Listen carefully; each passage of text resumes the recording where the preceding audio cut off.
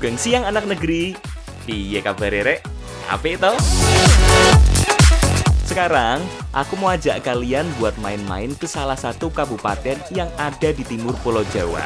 Nah, bener, Situbondo.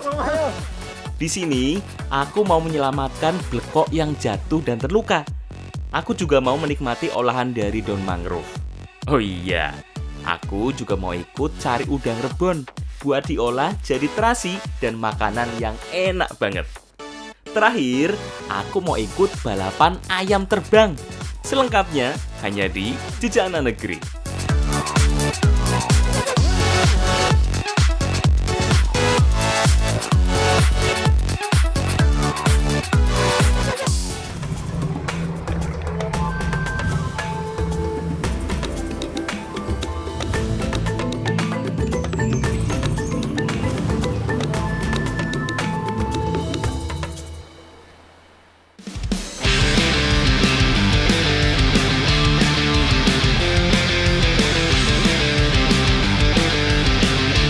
Sekarang aku lagi jalan-jalan di salah satu muara sungai di Situbondo.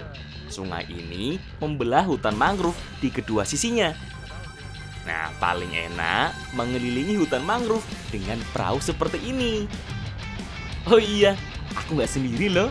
Aku ditemenin sama Rizka. Iya dong. Kalau tempatnya kece banget begini sih, aku juga nggak mau ketinggalan. Oh iya, kalau mau naik perahu seperti ini gampang banget kok. Tinggal naik dari Kampung Blekok, bayarnya cuma 10.000 per orang. Kalian udah bisa kelilingi sungai dan hutan mangrove begini. Kurang keren apa coba? Aku penasaran dengan kehidupan burung air di sini. Aku tak explore dulu ya. Yowes. Aku nggak ikutan tapi ya. Aku mau cari sesuatu yang spesial buat dimasak nanti. Sip, cari yang banyak ya. Bukan tanpa alasan, kampung ini disebut sebagai Kampung Blekok. Karena sekitar hutan mangrove ini adalah rumah bagi ribuan burung air. Sekarang, aku bersama Mas Lukman dari Dinas Lingkungan Hidup Kabupaten Situbondo mau menyisir bagian timur hutan mangrove. Karena berdekatan dengan musim kawin, di sana sekarang banyak anakan burung air yang butuh pertolongan kita. Ribuan burung air yang tinggal di sini menjadi ikon wisata Kampung Blekok. Demi menjaga kelestariannya, sejak beberapa tahun lalu ada petugas khusus yang mencari dan menyelamatkan burung yang sakit atau terluka. Di tengah perjalanan, perahu kami diguyur hujan yang lumayan deras. Eits, tapi guyuran air hujan ini tidak menyurutkan langkah kita untuk mencari burung yang perlu diselamatkan. Justru makin menguatkan alasan kami untuk terus maju. Karena biasanya setelah hujan angin seperti ini, banyak anakan burung air yang jatuh dari sarangnya. Soalnya mereka belum bisa terbang secara sempurna. Mereka tidak bisa mencari makan, dan merekalah yang akan kita selamatkan.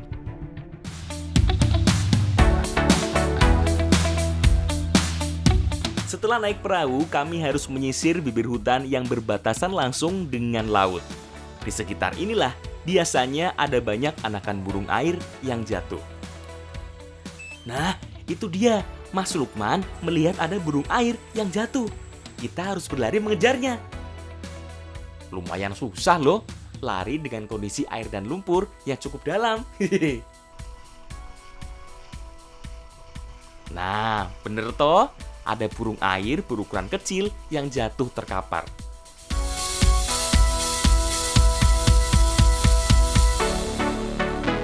Jadi ada beberapa alasan mengapa burung ini jatuh ke air. Selain pohon yang licin, juga bertengkar dengan koloni yang lain ya Pak ya? Iya. Ini contohnya kenapa nih Pak? Ini bertengkar ini Mas. Ini lihat paruhnya. Ini Iya, sudah kena luka barat ini. Luka barat ke sini ya. Sebenarnya burung terinil pantai ini sudah hampir dewasa. Karena bertarung dengan koloni lain, sebagian tubuhnya terluka dan tidak bisa terbang dengan sempurna. Salah satu luka terparah malah berada di sekitar hidung dan wajahnya. Sebagai pertolongan pertama, kami memberikan kunyit dan kapur sirih. kunyit untuk mengobati peradangannya, dan kapur sirih untuk mengeringkan lukanya.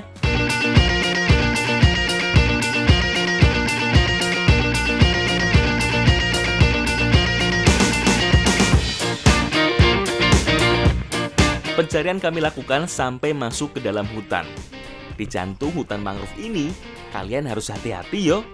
Jangan pernah masuk sendirian. Soalnya daerah di sekitar hutan mangrove ini biasa dipenuhi oleh rawa dan lumpur yang sangat dalam. Nah, kalau Mas Lukman sih, wis ngerti, sudah tahu mana tempat yang bisa dilalui dan mana yang tidak. Sambil perjalanan pulang, kita berjalan menyusuri sekitar sungai dekat muara. Di tengah perjalanan, kami melihat seekor kuntul kerbau. Sekilas, kuntul kerbau ini baik-baik saja. Dengan cekatan, Mas Lukman lari mengejarnya. Di tengah pengejaran, di sekitar semak-semak, justru yang kami dapatkan adalah jenis koak abu-abu.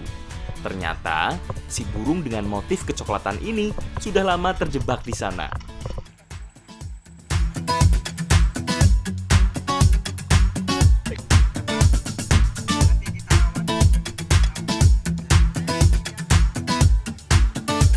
Tidak butuh waktu terlalu lama, si kuntul kerbau yang tadi kita kejar juga berhasil kita selamatkan. Jadi ini contoh beberapa burung yang sakit. Ini karena apa? Kakinya keselimpet sayap. Oh, karena kakinya selimpet. Iya. Oh, ini, Pak. Kalau ini karena angin kencang tadi malam, terus ini jatuh satu hari lebih dia tidak makan. Jadi untuk penerbangannya tidak normal. Ya, kita bawa ke tempat rescue aja ya, Pak ya. Siap. Kedua burung ini kalau dibiarkan di alam liar tidak akan bisa bertahan lama. Karena secara fisik, mereka tidak bisa terbang sempurna. Maka burung malang ini juga tidak bisa mencari makan sendiri. Nah, untuk itulah misi penyelamatan dilakukan.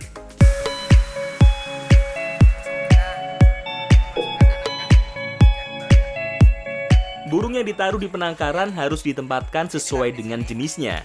Karena selain burung blekok, ada juga burung kuntul, koak abu-abu, koak malam, dan burung air lainnya yang diselamatkan di penangkaran. Jangan sampai mereka bertengkar.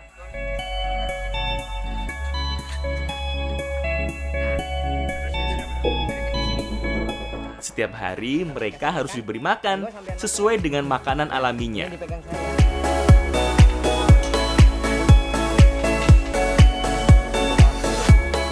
Burung-burung air ini diberi ikan yang telah dipotong kecil-kecil. Makan.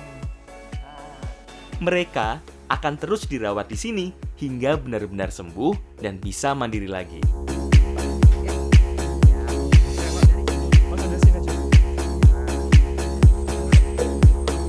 Ya, jadi ini merupakan tempat penangkaran sementara untuk burung-burung yang kita rescue tadi ya, Pak ya. Iya. Nah, di sini burung-burung itu diobati, dirawat. Nanti kalau sudah siap dirilis, kita rilis ya, Pak ya. Iya. Yuk Siap. kita kasih makan lagi ya, Pak. Ke faktor alam.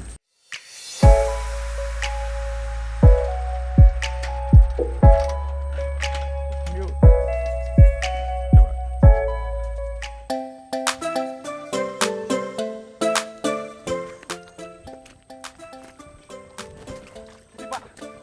Ya.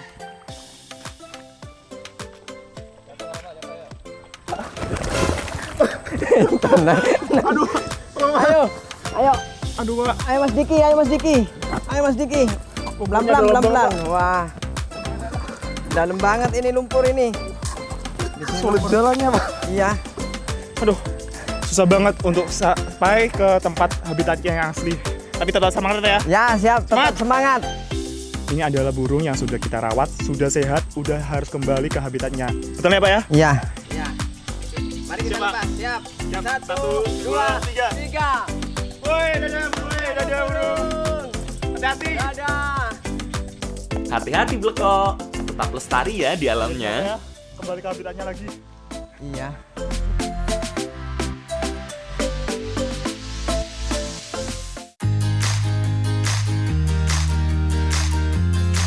Iya. Tapi banyak yang muda kan sebelah sini ya. Iya. Ada buahnya nggak sih, Bu? Ya ada. Ada. Ini sama semua ya Bu jenisnya ini? Ya, ini mangrove. Oh. Terus yang dimasak? Semua bisa dimasak, tapi ini ambil keuntungan. Sambil nunggu Diki dengan misi penyelamatan burungnya, aku dan Bu Heri mau cari daun mangrove dulu. Katanya sih mau dimasak. Kalau ngomongin soal sayur, masak sawi sudah biasa, kangkung sudah biasa. Tapi kali ini kita akan mengolah daun mangrove untuk dijadikan masakan. Daun yang akan kita olah adalah daun dari mangrove jenis Avicennia lanata atau yang warga lokal sebut sebagai api-api. Memiliki bentuk daun yang lebih kecil dan meruncing. Nah, nggak semua daun kita petik ya. Bagian yang masih muda saja, yang teksturnya lebih lunak. Terus jangan banyak-banyak juga dipetik daun mangrove-nya. Biar tetap lestari, jadi rumah burung-burung air ini nggak rusak.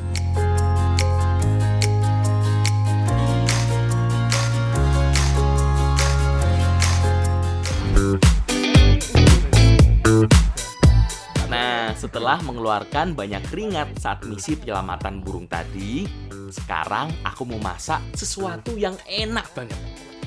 Bahan-bahannya terbuat dari tongkol asap yang sedang aku belah ini. Ada juga bumbu-bumbu yang sedang ibu buat. Nah, kita hari ini akan membuat olahan dari ikan tongkol. Spesial ya, menggunakan daun mangrove. Kira-kira masak apa ya? Bu, kira-kira ini udah ya Bu ya? Itu digoreng. Oh, digoreng. Setengah Setengah matang? campur. Oke. Tumisnya. Nggak cuma itu, selain ditambah daun, di masakan kali ini juga akan kita tambahkan dengan labu kuning ini. Walah, makin enak dong kalau gitu. Hehe. Apalagi bumbu-bumbunya juga super komplit. Ada irisan bawang merah, bawang putih, jahe, kunyit, lengkuas, tambah ketumbar dan lada, irisan pala, dan garam yang semuanya diulek sampai halus.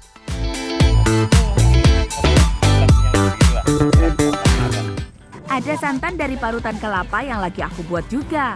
Kebayang dong ntar gurihnya seperti apa? Duh, wis gak sabar aku. Goreng ya? Ya wis aku goreng dulu yo tongkol asapnya. Sebelum dimasak dengan bumbu, ikan tongkol ini digoreng setengah kering. Tujuannya agar tidak hancur saat dimasak dan rasanya jadi jauh lebih gurih.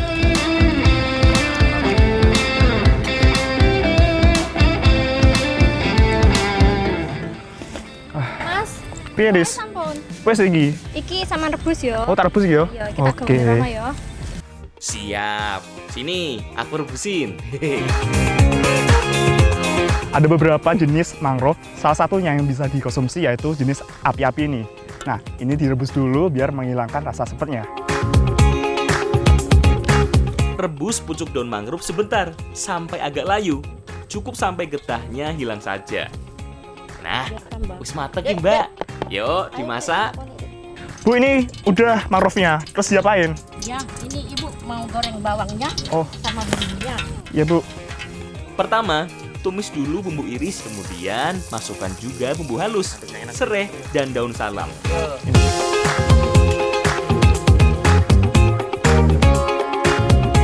Ada air santannya masukkan. Iya, Bu. Wah,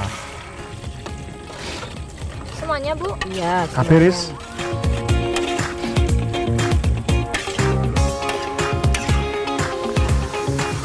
Setelah itu masukkan daun mangrove yang sudah direbus tadi. Terakhir, masukkan labu kuning yang sudah dikukus sebagai sentuhan akhirnya. Udah kebayang tuh rasanya gimana? Enak banget iki pasti. Iyo, wis ora sabar aku rek, pengen cobain. Yuk, cobain sayur tongkol daun mangrove-nya.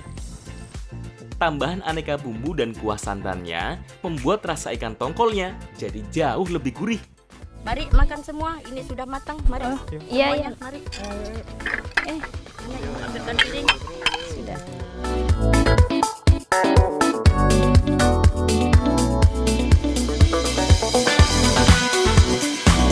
Sebenarnya olahan mangrove ini sama dengan olahan lodeh lainnya yang mempunyai rasa gurih, asin, dan seger ya Bu ya.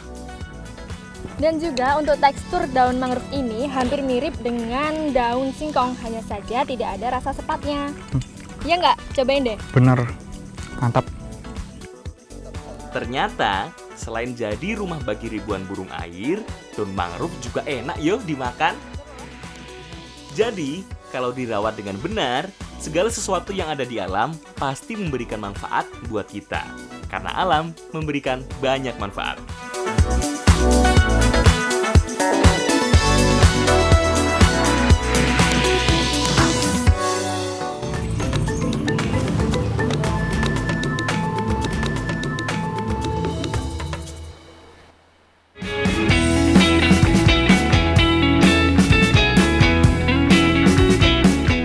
Masih di sekitar Kampung Blekok. Sekarang, aku menuju sekitar muara sungai yang berbatasan langsung dengan laut. Sambil membawa sodu, salah satu alat yang akrab dengan nelayan di Situbondo.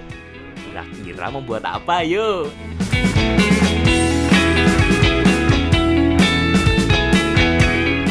Nah, kita sedang mencari udang rebon di sekitar muara pantai.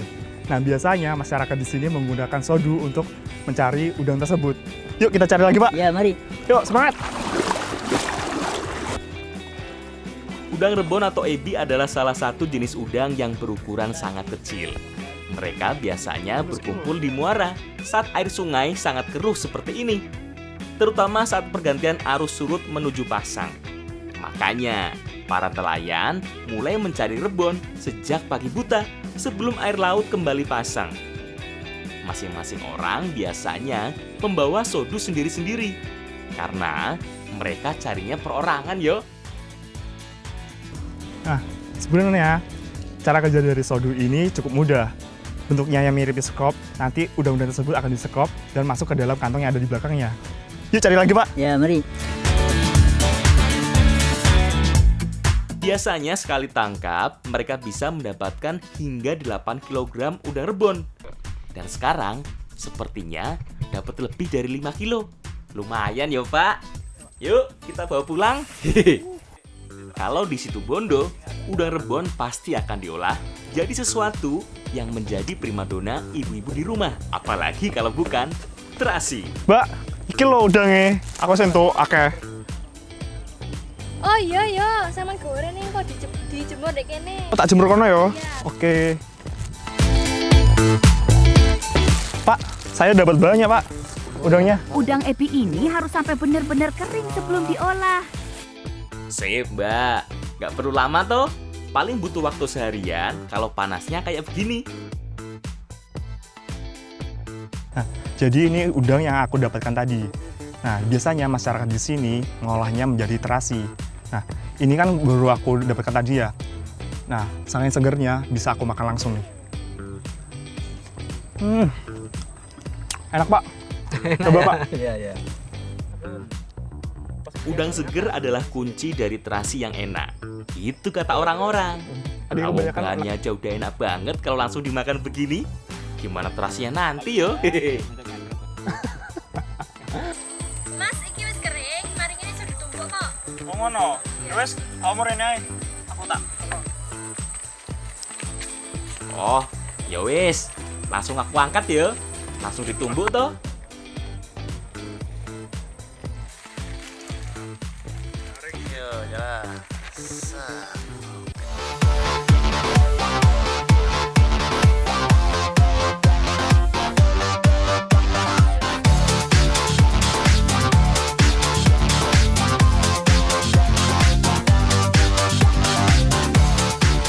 Udang rebon yang sudah benar-benar kering, selanjutnya langsung ditumbuk sampai benar-benar halus. Oh iya, biar lebih mudah saat menumbuk, tambahkan dengan sedikit air. Jadi, jauh lebih mudah dihancurkan.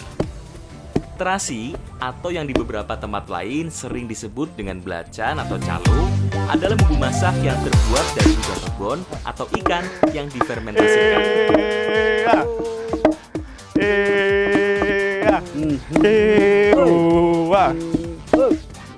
Nah, jadi pembuatan terasi di Kampung Blekok ini tidak menggunakan bahan lain selain udang rebon. Bener ya Pak ya? Betul. Tidak menggunakan pengawet, pewarna. Nggak pakai. Balik lagi, karena bahannya yang sudah bagus, jadi tidak perlu bahan tambahan apapun, termasuk pewarna. Tuh, gini aja udah bagus toh warnanya. Bing, tipe dan Bing. Oh iya Pak.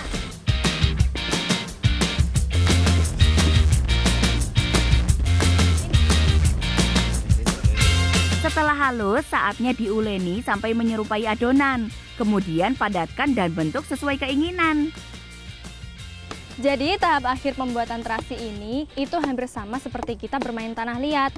Tinggal dipadatkan lalu dibentuk sesuka hati kita. Bentuknya kotak gini ya Pak ya? Ya, Tuh punya aku hampir jadi nih. punya Diki kok nggak jadi-jadi. Ini dari tadi loh. Bagusan punyaku kan? Kamu sih kecilnya nggak pernah main lempung. Loh, enak wae. Kalau aku sih jelas masih main lempung. Emangnya anak sekarang yang mainnya udah lewat HP semua. Wes, saatnya dimasak yuk terasi yang segar ini.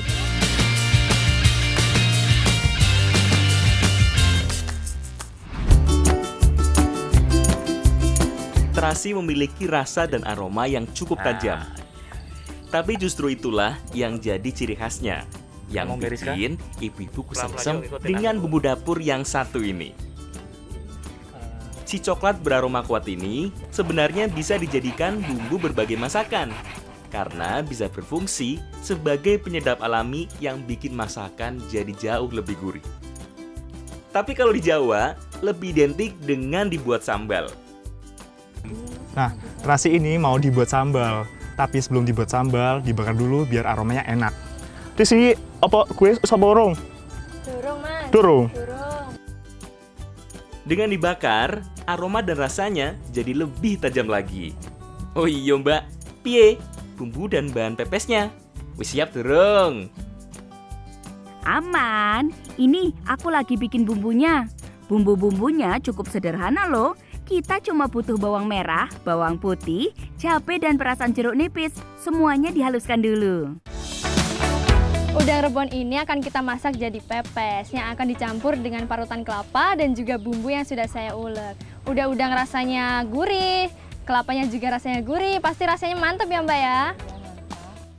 Masih ada kelapa yang diparut. Eits, bukan cuma kelapa yo, tapi di tengahnya ada cabai merah yang diparut sekalian. Pasti anak negeri baru lihat toh cabai yang diparut seperti ini. Sekarang langsung satukan semua bahan dan bumbunya. Mulai dari bumbu halus, parutan kelapa dan cabenya, dan udang rebon yang masih segar. Oh iya, ada juga tambahan irisan bawang merah muda beserta daunnya sekalian, biar makin sedap pepesnya. Sip, tinggal aduk sampai rata dan bungkus dengan daun pisang. Bungkus daun pisangnya harus tebel yo, soalnya selain dikukus, sebagian pepesnya akan dipanggang. Jadi biar nggak mudah gosong bungkus daun pisangnya.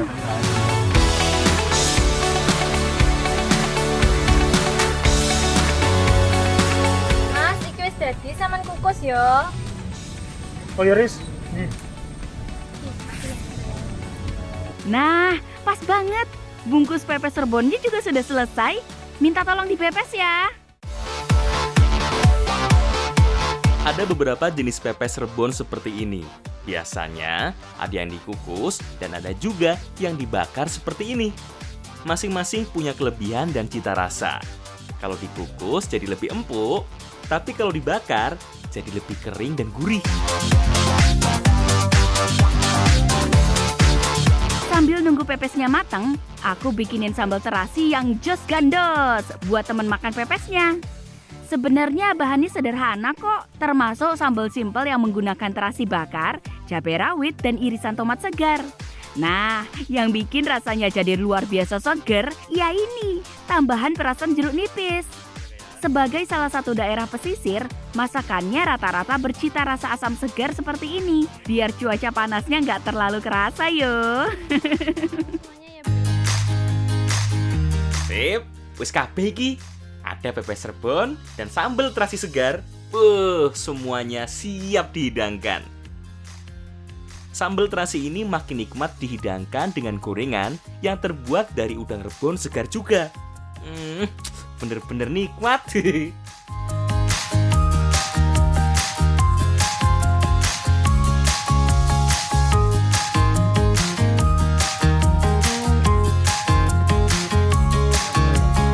Nah, terasi tadi udah enak, apalagi dibikin sambal cukup pakai bumbu-bumbu yang sederhana. Bener ya Bu ya? Mantap. Mantap, enak banget. Pepes udang rebonnya juga nggak kalah loh rasanya. Bener-bener gurih. Pepes udang rebon ini meskipun dicampur dengan parutan kelapa dan bumbu lainnya, tapi rasanya lebih dominan. Jadi enak banget. Ya Bu ya? Habisin. Yuk. Walaupun ukurannya kecil begini, manfaatnya besar loh. Kandungan tembaganya bermanfaat untuk berbagai masalah kulit. Kandungan kalsium dan fosfornya bagus untuk tulang. Dan kandungan niasinnya bagus untuk kesehatan syaraf. Wah, banyak banget yo. Karena alam memberikan banyak manfaat.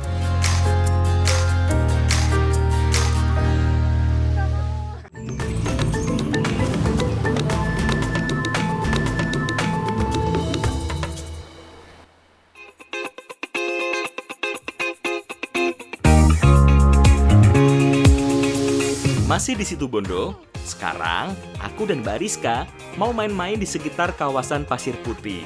Salah satunya adalah lomba ayam sap-sap atau ayam terbang.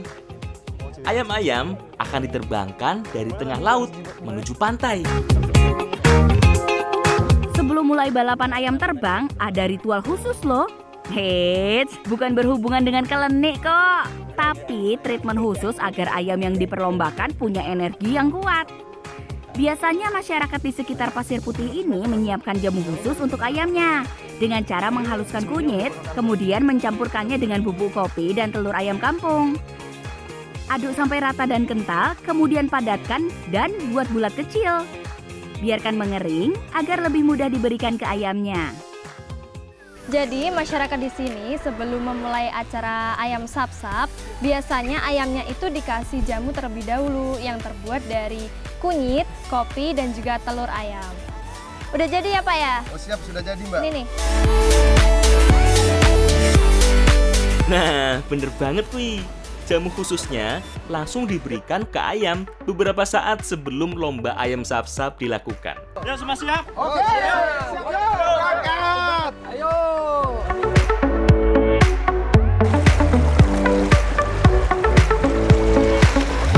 Nah, kali ini aku akan ke tengah laut membawa ayam ini mau diterbangkan ke tepi pantai. Nah, siapa yang sampai duluan ke tepi pantai itu pemenangnya. Kira-kira siapa ya pemenangnya? Mas! Ayam yang digunakan biasanya adalah persilangan antara ayam kate dengan ayam kampung, atau bisa juga dengan ayam hutan. Karena ayam jenis inilah yang biasanya memiliki badan lebih kecil, tapi ukuran sayap lebih besar. Selain itu, ayam-ayam yang digunakan adalah ayam betina yang sedang mengerami.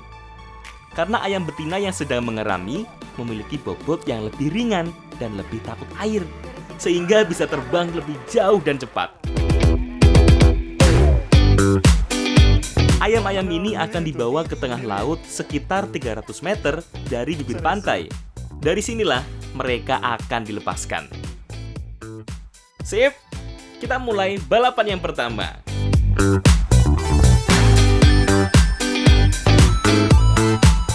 Secara harfiah, dalam bahasa Madura, ayam sap-sap berarti ayam terbang. Nah, tradisi yang sudah dilakukan cukup lama ini, asal-usulnya cukup diperdebatkan. Ada yang mengatakan bahwa lomba ini terilhami dari tradisi serupa yang pernah digelar oleh masyarakat Pulau Kangean, Sumeneb, Madura. Tapi, ada juga yang mengatakan bahwa tradisi ayam sap-sap ini ditemukan secara tidak sengaja. Saat tradisi sedekah laut, ayam yang dilepaskan tiba-tiba terbang sampai daratan. Nah, sejak saat itulah lomba ayam sap-sap dilakukan.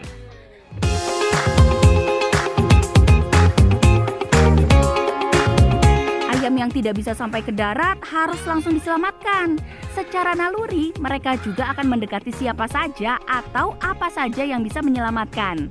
Sedangkan ayam-ayam yang sampai ke darat harus segera ditangkap. Kalau tidak, mereka akan terbang atau berlari semakin jauh. Wah, keren banget ya. Sebuah tradisi langka yang muncul dari ketidaksengajaan. Perlombaan ayam sap-sap kini menjadi tradisi yang diidamkan.